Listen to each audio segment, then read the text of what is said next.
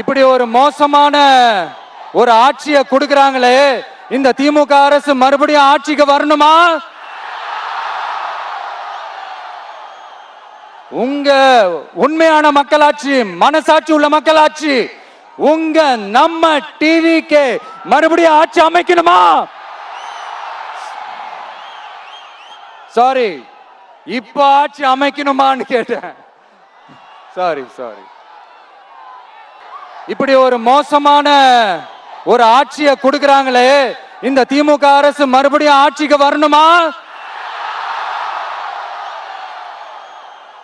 உங்க உண்மையான மக்களாட்சி, மனசாட்சி உள்ள மக்களாட்சி, உங்க நம்ம டிவிக்கு மறுபடியும் ஆட்சி அமைக்கணுமா?